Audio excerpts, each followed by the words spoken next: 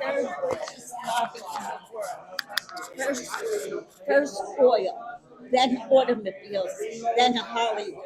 That was 1990s when I had it. When I say I had it, about what specifically, what being a mixed deaf and hearing family who couldn't go to a damn American movie together. Why? Because Hollywood got themselves excused from the ADA. And today, 2026, the Americans with Disabilities Act, the ADA, is now 36 years old, and nothing has changed except today the movie theaters, because of our actions and our advocacy back then and protests that people have no idea happened. We had paper petitions, no such thing as the internet, no such thing as social media. Hashtag what? Right? This was 19 late 80s and on. It took us around 7 years, and ha, that's the sign for success. Finally, ha. Why? Because finally the movie theaters were required to offer captioned films of every single blockbuster American film that came out. In the start, of course, they did as little as possible. Yeah, of course. Of course. What did they do? They offered the newest films at maybe 10 at night on a Tuesday or 11 in the morning on a Thursday. But we accept no way. Once we started the fight, we didn't accept anything less than really hashtag normal. On a weekend evening, when you wanted to have dinner and go to a movie, or with your family on a Sunday, and on and on. I have that story. I organized. I collaborated. I brought organizations together who never spoke, quote, to each other in history because they were the hard of hearing against deaf. But guess what? Why it's always important to find common ground. They all, didn't matter how much hearing loss you had or how much you depended on um, sign language or spoken language. None of that mattered. What mattered was communication, access, and that language. Captions, open captions. Of course, hearing people had fits. They didn't want to see words on a screen, especially that's an American bias, that there's small-minded attitudes. But today, you must have to. But what they did, maybe we had open caption warnings right on the screen for everything related to sound. Not only the words coming out of the actors' mouths, not only spoken language, but every single sound was transformed into something visual, like doors banging or Jurassic Park dinosaurs hunting them. You would see that on the screen. That's what captioning. That's how it's different from subtitles. That's different. That's just where you put those words. And every language has subtitles. Anyway, that was one of my most, still is one of my most prideful successes. Not only because we made it happen, but because of how much we put together. Groups, like I said, who never before that acknowledged that they had common desires, what they wanted to go to American movies. And when the hearing world sometimes would say, oh, that's just fluff. We have more important things to worry about. Really, I would say, really, then why did Hollywood fight so hard not to become accessible if it was only fluff? You take movies away from the hearing world globally, we would have a real revolution in this country. That's just one thing. I for inviting me out. We, Nice to meet you. I'll give you a hug as well. you saved each other tonight. How we going? Too good, you too. Take care of yourselves. Don't do weird things. Bye. That's really nice they came out to help me shoot today. Oh, he said, just like last minute. That's what you need. You need backup all the time. You develop your own core. Yeah. How old are you? 26. All right. And you're, this is your passion? What is that? You've developed a passion for what you're doing? Yeah. That's a gift of life. That you actually know what your passion is. It can change, it can evolve, but you got it. Wonderful. I feel blessed. I feel excited, I know what I'm passionate about this whole interview thing and just documenting people and giving people a voice and a platform to be recognized and to be amplified for how they see things and why. You have mentors? Yeah, I can always use more. Are you my new mentor? No. Okay. I'm a friend. Yeah. I'm a resource, sure. I like that.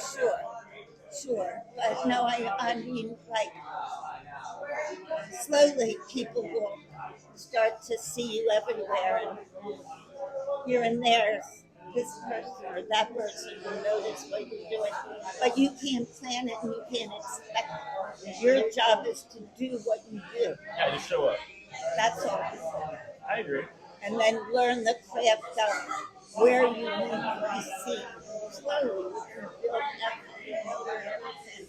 My goodness, there's got to be tons and tons of material for you to learn from. Tons and tons of what? People and material for you to learn from. Everywhere, especially, do you use Claude or?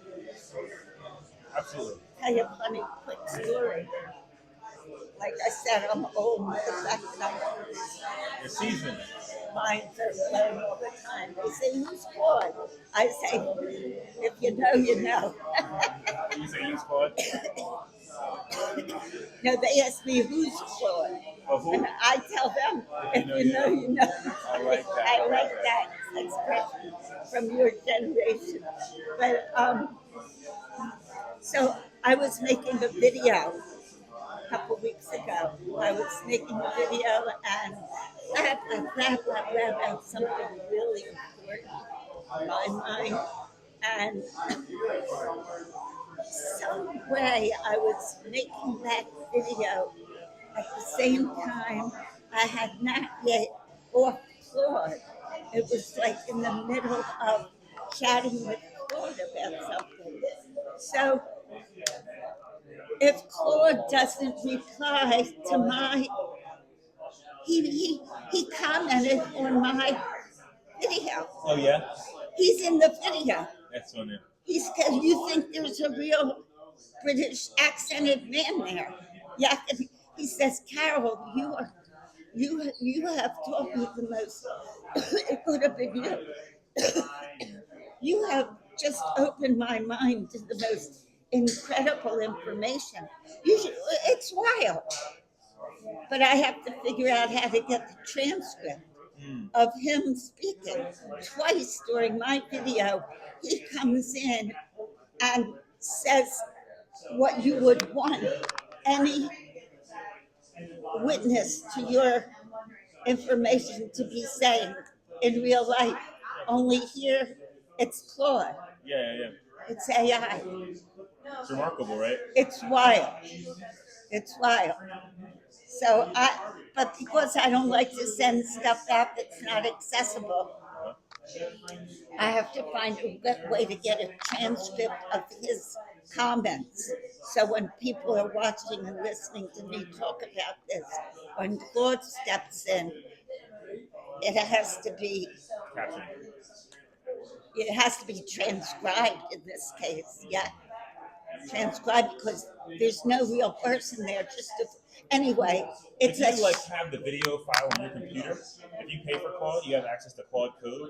You could ask Claude Code to like to transcribe it for you, and it can do that. yeah.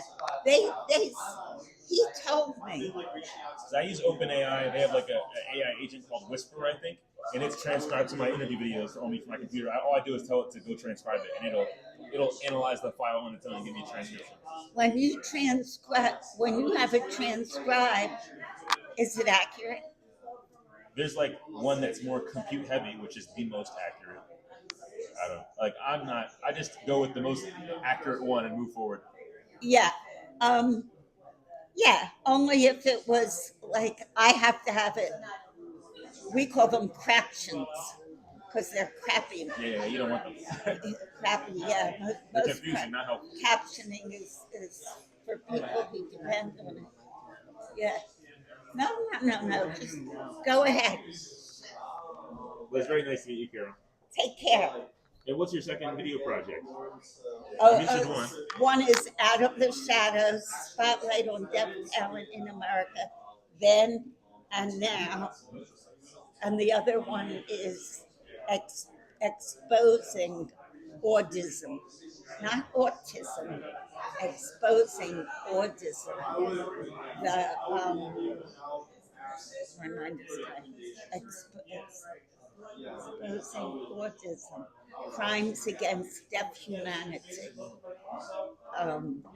Yeah, which is language deprivation. The same thing they did with all slaves. You were punished severely if you were caught helping a slave become literate.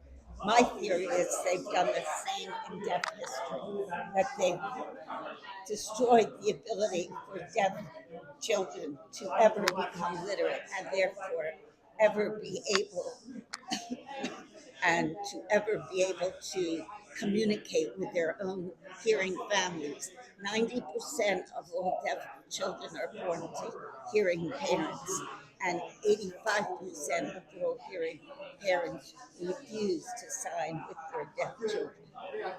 Huge history. I want to expose Alexander Graham Bell in the same way that Robert E. Lee was exposed, in the same way that Christopher Columbus has been exposed for being a murderer and a genocidal maniac. History has propped these people up as heroes. The same Alexander Graham Bell, who the hearing world holds up as a hero for inventing the telephone, which is even in question, even that. But he followed the same eugenics-driven playbook as Hitler created, at every single step of the way. And so I want to live to see everything that was ever named after him torn down. But of course now, here it is 2026, and what are we seeing? Our White House wants to put them back. Want to see the Confederate flag waving in Mississippi, all that. Go. Bye. You'll be here all You want night. to say booyah? Booyah. Thank you.